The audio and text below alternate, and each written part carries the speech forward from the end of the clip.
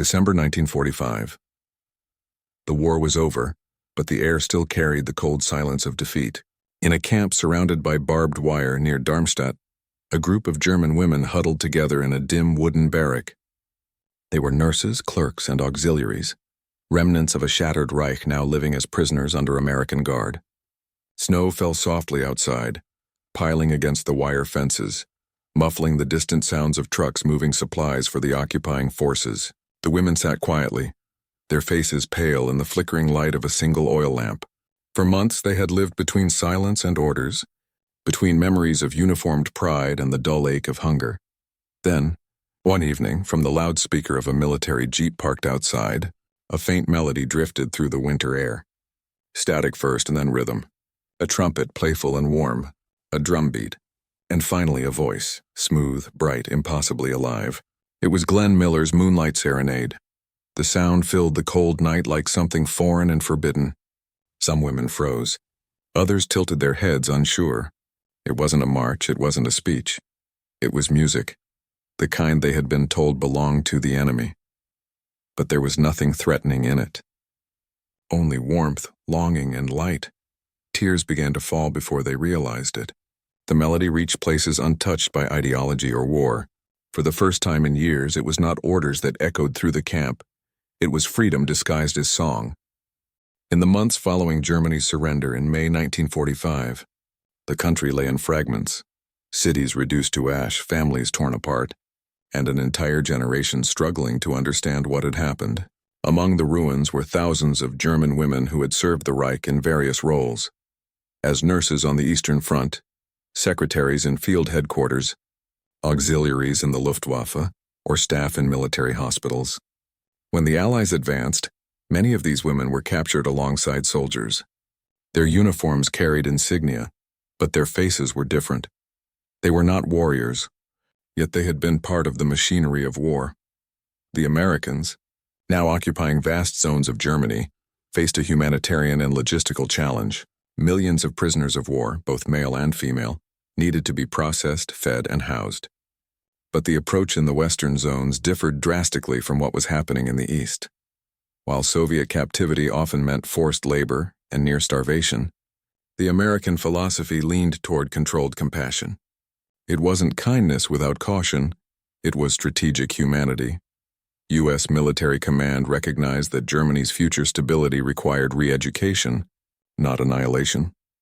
In hundreds of makeshift camps across Bavaria, Hesse, and the Rhineland, former German soldiers and auxiliaries were held in wire-enclosed compounds, supervised by the U.S. Army and the International Red Cross.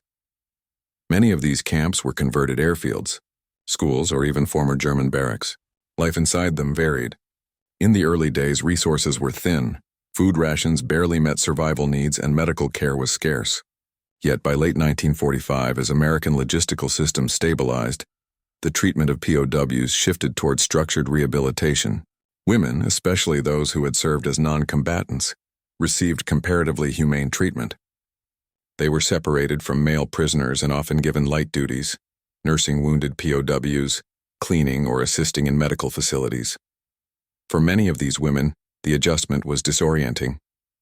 They had grown up under the Nazi regime, where every sound, symbol, and image had been controlled. Radio had been propaganda, loud, martial, filled with speeches and national anthems. Emotion was permitted only in service to ideology. Joy, laughter, and melody had been twisted into tools of control. When the Reich fell, silence followed. Not peace, but an eerie void where the music of daily life had vanished. American-occupied Germany, however, carried a different rhythm. The GIs brought more than rifles and rations, they brought their culture. Radios played from every command tent. Soldiers whistled swing tunes as they unloaded trucks. In towns newly liberated, American military bands performed in public squares to lift morale. This was not incidental. It was deliberate policy. The Office of War Information and the Armed Forces Radio Service, AFRS, had learned that sound was a powerful psychological weapon, one that could rebuild where bombs had destroyed. For German civilians and POWs, this music was unlike anything they had ever heard. Swing, jazz, and blues had been banned under Hitler's rule, denounced as degenerate or Jewish. Listening to such music could have led to arrest. Yet here it was, filling the winter air of the occupation zones, unashamed, vibrant, and free. Songs by the Andrews Sisters, Benny Goodman and Duke Ellington, played from loudspeakers and shortwave radios. What had been criminal under the Third Reich was now ordinary background noise in the New World. Among the first to experience this transformation were the German female prisoners. Many were housed in facilities once used for wounded soldiers, now converted into Red Cross-supervised camps. In some of these places, American personnel, including female nurses and welfare officers, worked alongside their former enemies.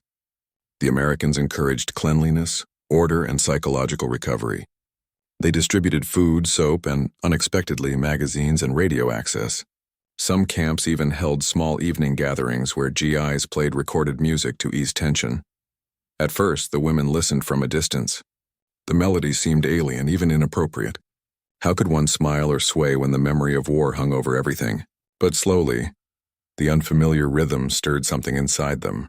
The swing tunes, with their unpredictable syncopation and effortless joy, stood in stark contrast to the rigid, uniform marches they had known for years. Music had become a mirror showing them what had been lost: spontaneity, laughter, and individuality. This subtle cultural exposure was part of a broader U.S. re-education strategy. American psychological operations understood that rebuilding post-war Germany required more than punishing guilt. It required teaching a different way of feeling. In POW camps, propaganda leaflets and lectures were common, but nothing reached the heart quite like sound. Jazz and swing embodied the very ideals the Allies wanted to promote: freedom, diversity, and creativity. These were not just tunes, they were emotional blueprints for a democratic future. Reports from Red Cross workers describe how the atmosphere in camps began to shift. Women who had once stood stiff and silent during roll calls now exchanged glances when music played. Some tapped their feet under the table, others hummed quietly when they thought no one was listening. The first signs of emotional thaw came not through words but through melody. It was a profound psychological release. Many of these women had lived through years of mental conditioning: loyalty to the Führer, fear of betrayal, the suppression of individuality. Hearing American music, they encountered a language that bypassed ideology altogether. It spoke directly to the human core, to longing, memory, and joy. For the Americans stationed there, it was a curious sight. Young GIs, barely older than the prisoners, often viewed the women with a mix of pity and disbelief. They were no longer the enemy, but people, fragile, disoriented, often sick. Many American soldiers had grown up listening to Glenn Miller before being sent overseas. Now, as they played his records in captured territory, the music seemed to heal both sides. Outside the camps, a cultural invasion was already underway. Radio Frankfurt and other Allied-controlled stations began broadcasting American Forces Network programs that mixed news with entertainment.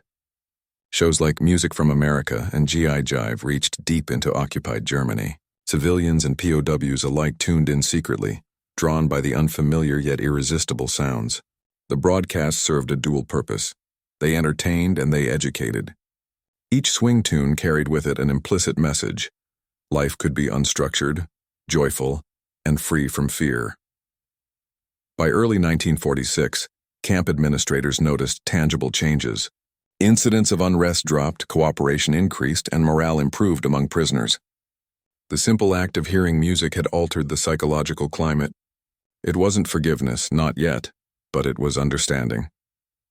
In one Red Cross report from that winter, an American welfare officer noted, "They weep not from sorrow, but from release."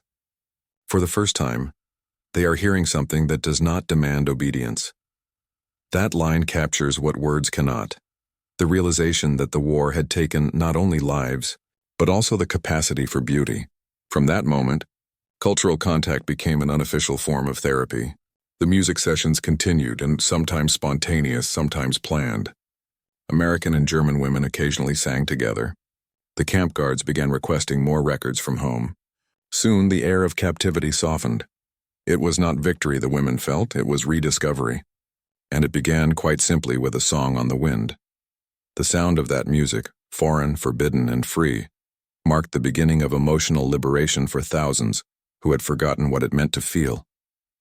The same music that filled the camp that night would later spill beyond its fences, reaching towns and cities struggling to remember how to live again. And from those faint radio waves and gramophone records, the next stage of transformation began, one that would use art, rhythm, and empathy as weapons of peace. The transformation that unfolded inside the American-run POW camps was not born from military orders, but from something far subtler: culture. The U.S. had realized something remarkable. To rebuild Germany, they didn't need only laws and food. They needed sound, rhythm, and emotion. Music, that most human of expressions, would become one of the quietest yet most effective tools of reconciliation. By the end of 1945, the camps housing female German prisoners began to mirror small organized communities. The barbed wire still stood, but within it life was regaining form. In certain camps, American chaplains and Red Cross personnel introduced morale programs, lectures, hygiene routines, reading corners, and increasingly, music sessions. They called it rehabilitation. For the women who had grown up under a regime that banned freedom of thought, it felt like entering another world. The Americans didn't see it as entertainment alone. They saw it as psychological reorientation. The U.S. War Department's Division of Psychological Warfare had long studied how propaganda had shaped Nazi society. They knew that reversing such conditioning required an entirely different approach. Not punishment, not lectures, but exposure to an alternative, one that spoke through feeling rather than ideology. Music, they discovered, could bypass suspicion faster than any speech. Inside the camps, American soldiers often carried portable radios or gramophones. Some had crates of records mailed from home: Glenn Miller, Duke Ellington, Billie Holiday, the Andrews Sisters, and Bing Crosby.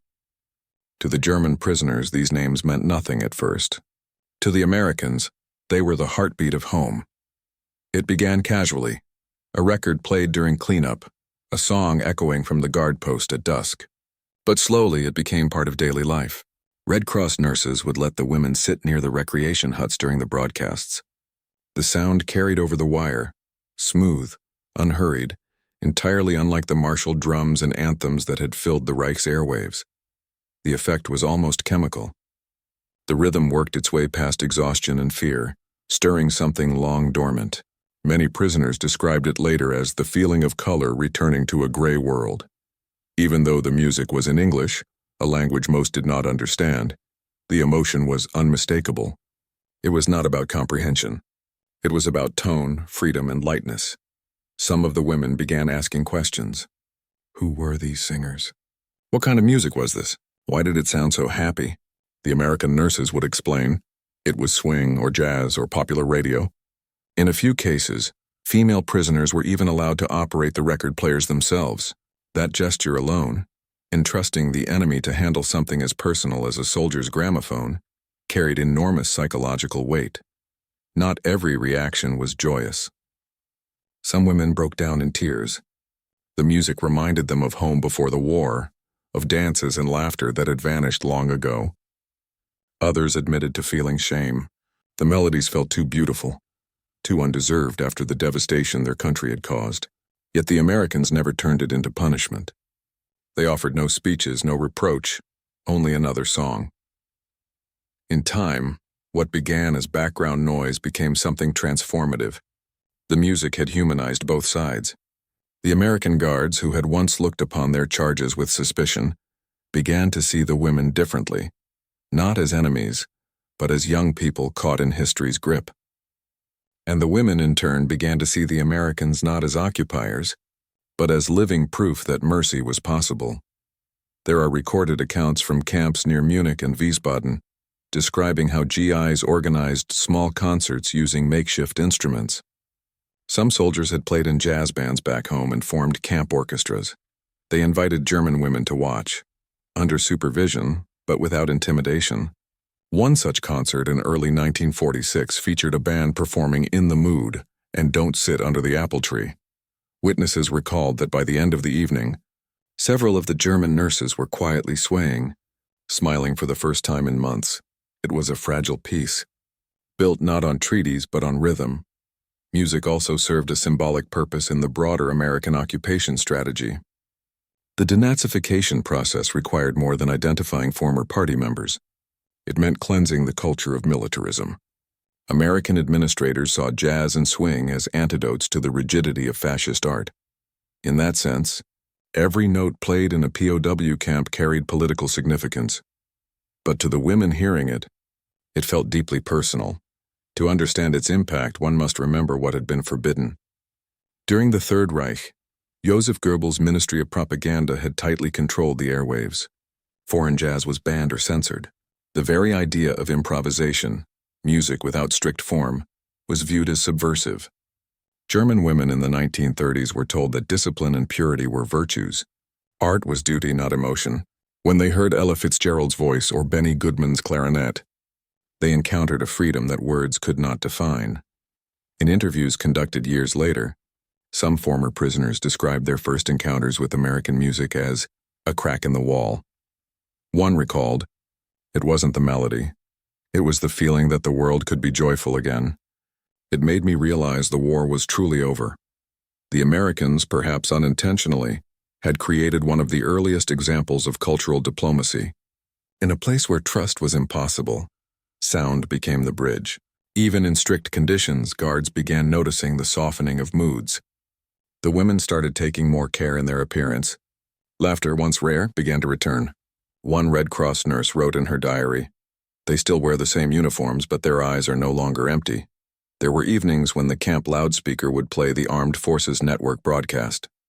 The GIs would gather near the jeep, and some of the women, curious, would listen from the shadows. When the Andrews sisters sang Boogie Woogie Bugle Boy, someone might giggle. When Bing Crosby crooned White Christmas, others cried. The camp guards pretended not to notice. That December, something remarkable happened. In one American camp in Hesse, the officers organized a Christmas Eve concert. The hall was lit by lanterns and candles scavenged from local villages. American and German women attended together. The program included carols, a short speech from the chaplain, and, between the hymns, swing music. When the band played Moonlight Serenade, a few of the German nurses began to weep openly. One American sergeant later recalled, "They cried because it sounded like home, not their home, but a home they wished had existed." That night, for the first time since capture, the women were allowed to clap, and they did. Hesitantly at first, then louder until the sound filled the hall like an echo of peace. In the months that followed, similar scenes repeated across other camps. Some of the women volunteered to help translate radio scripts or maintain musical equipment. A few even learned simple English phrases from the lyrics they heard. The process was quiet, slow, and deeply human. The music did something speeches never could. It erased the line between victor and vanquished, at least for a moment. By early 1946, American authorities had begun formal cultural exchange efforts in POW rehabilitation programs. In larger camps, educational films were shown, and music appreciation sessions were introduced. The aim was to demonstrate democracy through culture, to show that a free society celebrated emotion, creativity, and diversity rather than suppressing them. The female prisoners, often more receptive than their male counterparts, became symbols of this transformation. Their willingness to listen, to feel, and to respond emotionally signaled hope for Germany's future. Many would later return home carrying not just rations or Red Cross packages, but melodies, intangible gifts from their captors that they would hum for years afterward. In one memoir, a former Wehrmacht nurse wrote, "The Americans did not lecture us. They played their music, and suddenly we understood everything. The idea that sound could heal what war had broken might have seemed naive to some military strategists, but history would prove otherwise. In those barracks where fear had ruled for years, the rhythm of American swing began to replace the echo of marching boots. The soft power of melody, simple and unassuming, became a tool of reconstruction. It wasn't about forgiveness, it was about remembering what humanity sounded like. And one night, that remembrance turned into something far greater, an unforgettable moment when music ceased to be background and became revelation. That was the turning point, the instant when tears fell, not from grief, but from awakening. It happened one cold evening in February 1946. The camp near Darmstadt had settled into a quiet rhythm of survival. Meals, inspections, light labor, silence. Snow drifted across the barracks' roofs, softening the outlines of the fences and guard towers. The air was sharp with the smell of coal smoke and wet wood. Inside, the women huddled in their bunks, wrapped in coarse blankets, speaking little. Then came the announcement. The Americans were setting up a small event in the recreation hut. Music would be played, not for propaganda, not for instruction, but for everyone. Attendance was optional. Some of the women exchanged skeptical glances. A few muttered that it must be another form of indoctrination. Others, curious or simply tired of silence, decided to go. That night, under dim lantern light, about 50 women filed into the makeshift hall. The floorboards creaked beneath their boots. The walls were lined with rough planks, the air thick with the scent of candle wax and cold iron. On one side stood a phonograph, an American model, polished, its brass horn gleaming faintly. A GI leaned over it, carefully setting the needle on a record. The first sound was static, then a slow, unmistakable melody. Glenn Miller's orchestra, at last. The room froze. The brass swelled, the strings sighed, and then the rhythm took over. Soft, elegant, almost tender. The women had never heard anything like it. They stood motionless, their breath visible in the cold air. For a few moments, no one spoke. Then slowly, faces began to change. The stiffness faded. Eyes softened. Some smiled without realizing. Others trembled, and then came the words. Smooth, dreamy, filled with longing. They didn't understand all of them, but the feeling was unmistakable. It was about love, peace, reunion, everything the war had stolen. One nurse, Anna, a 24-year-old from Cologne, pressed her hands to her mouth and began to cry. The sound startled her. She hadn't cried since 1943. Since her brother was killed at Stalingrad, she had learned to bury emotion under duty, to stand tall and silent. But now, in this place of captivity, a stranger's song had opened a floodgate she hadn't known was still there. Across the room, others followed. Quiet sobs stifled at first, then freer. The Americans didn't interrupt. They just watched, their own faces subdued. One sergeant whispered to another, "Let it play again." And they did. The record spun a second time, the needle crackling as it caught the groove. The women sat on benches now, leaning against one another, their faces glistening with tears in the flickering light. The music was not German, not theirs. And yet, in that moment, it belonged to them more than any anthem ever had.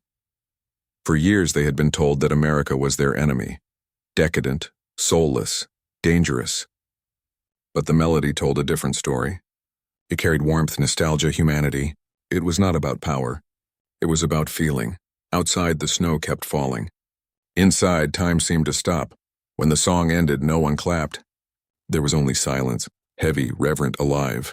A nurse reached for the wooden table and whispered, "It's beautiful." Another younger woman added softly, "We never knew the enemy could sound like this." That night marked a quiet revolution inside the camp. Something intangible shifted.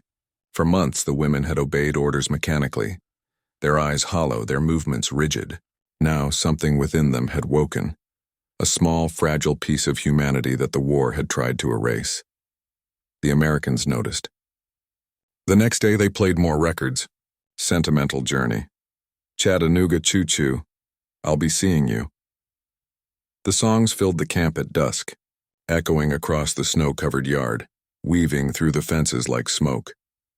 For the women, it became a ritual, listening not as prisoners but as people rediscovering themselves. Music time became sacred. It reminded them that life could still be soft, imperfect, spontaneous. Reports later recorded by Red Cross and U.S. Army welfare officers described the emotional reactions of German POWs to Allied broadcasts. One observer wrote, "They cry not because the music saddens them, but because it restores something they had lost, the right to feel." But the power of that night went beyond emotion.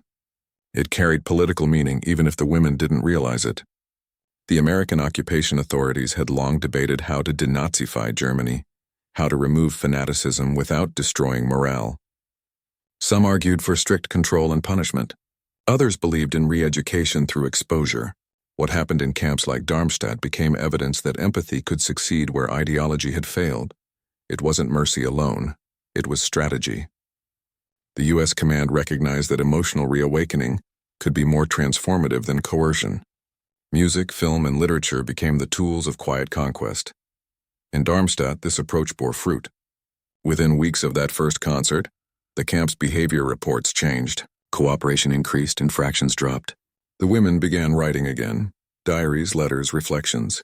Some even drew sketches of their barracks or copied the English lyrics phonetically in their notebooks.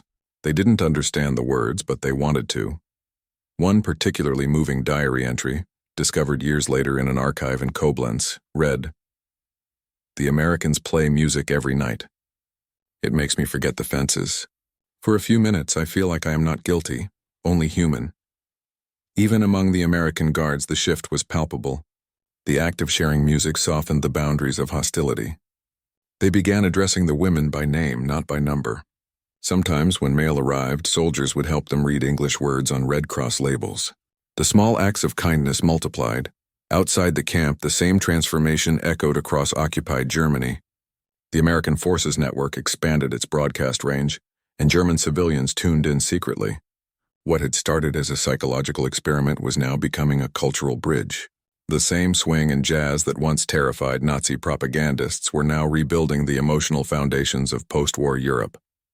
The climax of this transformation came one spring afternoon in 1946, when the camp received a visit from a U.S. Army band performing as part of the Musical Relief Program. The soldiers set up their instruments in an open field near the perimeter fence. Trumpets gleamed in the sun, drums were dusted off, and the first notes rolled out across the compound. Live, powerful, and unmistakably free. Hundreds of women gathered by the fence, silent, watching. The first song was "Don't Fence Me In." The irony wasn't lost on anyone. Laughter broke through tears. Even the guards smiled. Then came "Boogie Woogie Bugle Boy." The rhythm took over, unstoppable. A few women began to clap, hesitant at first. Then, all at once, the sound spread. A syncopated, defiant applause. The fence no longer mattered. The performance lasted less than an hour, but its echo lingered for years. Many of the women who witnessed it would later describe it as the moment they felt the war truly ended. Not because they were freed, but because something inside them had been restored. That evening, as dusk fell over the camp, the women returned to their barracks. Someone hummed softly, the same tune that had played earlier. Another joined in. Soon the whole hut was humming quietly, imperfectly together. It was not rebellion, it was rebirth. For the Americans, it was confirmation of something profound, that compassion could succeed where conquest failed. For the women, it was the rediscovery of emotion after years of silence. The sound of American music, once forbidden, once feared, had become the anthem of a new beginning. But the end of that night was only the beginning of a longer reckoning, one that would unfold in the years ahead, as these women carried that sound beyond the fences, into a nation struggling to remember its humanity. The weeks that followed that night of music marked the quiet dawn of something larger than anyone in Darmstadt could fully grasp. The fences still stood. The guards still carried rifles. The snow gave way to cold rain, and the rations came at the same hour every day. Yet the camp no longer felt the same. The silence, once heavy, punishing, and endless, had broken. The women began to hum as they worked. Some softly sang the melodies they'd heard, even without knowing the words. They scrubbed pots, folded linens, and stacked medical supplies to the rhythm of remembered swing. The Americans noticed it too, how the mood had shifted from defeat to fragile calm. In the reports written by the U.S. Army's Civil Affairs Division, the change was noted as morale recovery. But what those cold administrative words couldn't express was the human transformation beneath them. The music had done what no interrogation or re-education class ever could. It had shown the prisoners that emotion, once banned, once twisted into loyalty to a flag, was still theirs to reclaim. When the Red Cross delivered mail from the women's families, letters began to include mentions of music. Some wrote to mothers or sisters about American songs that sound like freedom. Others described how they wept during the trumpet one that makes you forget everything. A few even asked if the records were available in Germany now. They were across occupied Germany. American military governors understood the psychological potential of culture. As part of what would later be known as the reorientation programs, U.S. authorities distributed books, organized film screenings, and, most notably, facilitated radio access. The American Forces Network became a tool not just for troops, but for rebuilding a nation's spirit. In the ruins of Frankfurt, Stuttgart, and Munich, civilians gathered around shortwave radios in bombed-out apartments to hear the same music that had filled the camps. For them, it wasn't entertainment, it was escape. A reminder that life, laughter, and melody had not been annihilated with the Reich. For the women in Darmstadt, the day of release finally came that spring. Their internment had lasted less than a year, but for many it felt like a lifetime. When the gates opened, they stepped into a world still scarred by rubble and ration cards. Cities lay in silence. Trains ran on skeleton schedules. But somewhere, always, there was music on the street corners and Red Cross trucks. From radios in Allied headquarters, one of the women, Anna, the same who had first wept during At Last and would later recall in her post-war memoir, "When I left the camp, I did not take a single object with me. But I carried a sound, the sound of American music. It was the first thing that made me believe in tomorrow." That line would later appear in a Red Cross psychological evaluation as evidence of positive emotional rehabilitation through cultural exposure. But its true meaning was far simpler. Something as intangible as a melody had restored her belief in life. Not all Germans were ready to accept American influence so easily. Some viewed it as cultural imperialism, others as moral interference. But within the camps, among those who had lived through both indoctrination and captivity, the kindness felt genuine. The U.S. didn't need to demand loyalty. They demonstrated it through human decency. Over the next year, many former female POWs reintegrated into civilian life. Some worked in hospitals under Allied supervision. Others became translators or clerks. Their recollections often included the same curious detail: the sound of music playing in the background. In hospitals, in offices, even in newly opened cafes, swing and jazz filled the air. It became the unofficial soundtrack of Germany's reconstruction. By 1947, Allied radio programs like Music from America and This Is Your Victory were being broadcast to millions. American female service members, the nurses, secretaries, and Red Cross volunteers who had shared space and sympathy with former German auxiliaries, became cultural messengers in their own right. They offered more than food or medical care. They offered glimpses of normalcy. Some even gave away small items, lipsticks, chocolate, or gramophone records, as tokens of friendship. To women who had lost everything, these gestures carried deep emotional weight.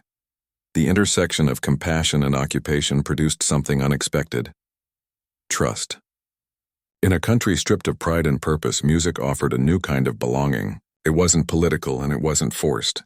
It was simply human. Psychologists working under the U.S. Army's Information Control Division began documenting these emotional recoveries as part of early post-war studies on cultural influence.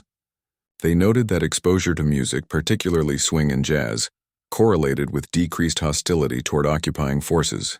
In simpler terms, sound had succeeded where ideology had failed. One of the most remarkable ripple effects came in the form of diary writing.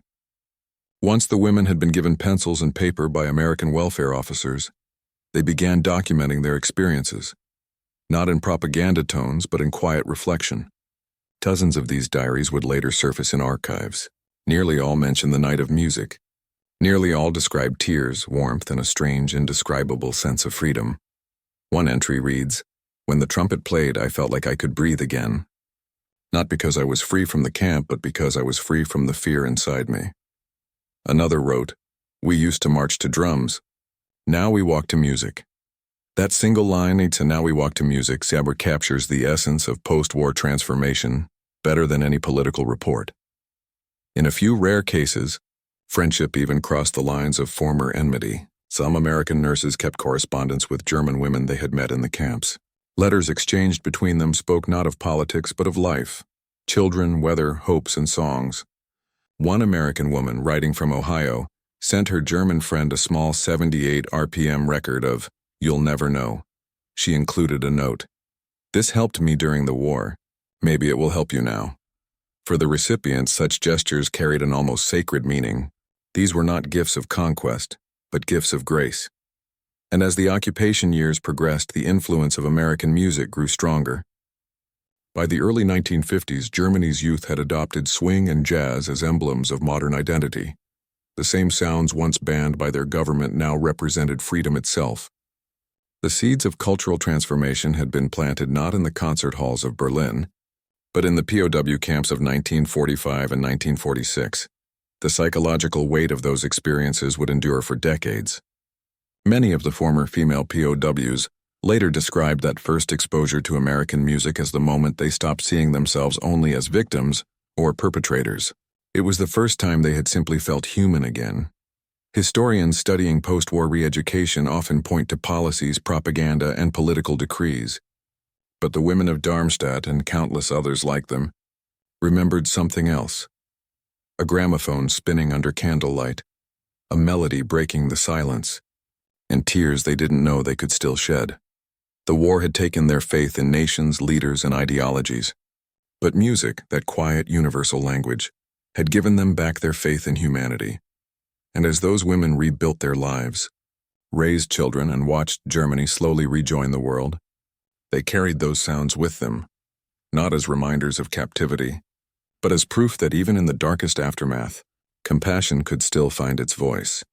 The Americans would one day leave, their bases handed over, their uniforms packed away.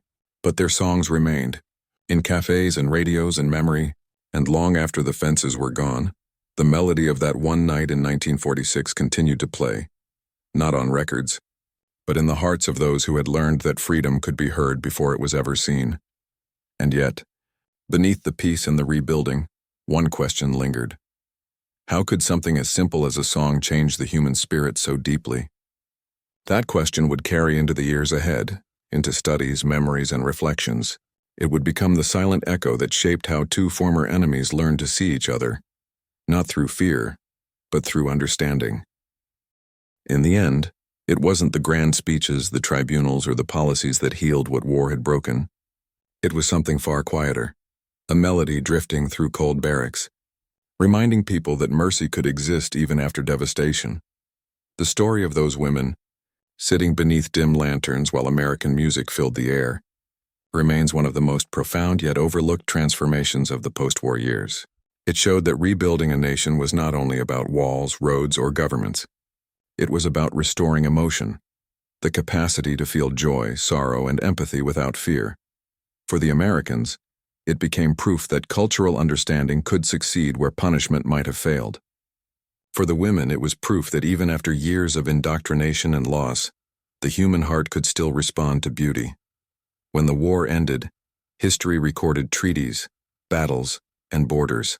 But in the memories of those who lived it, the moments that endured were far simpler. The sound of a trumpet through winter air, the warmth of a stranger's kindness, the soft rhythm of swing echoing beyond the fences. That music did not erase guilt, nor did it demand forgiveness.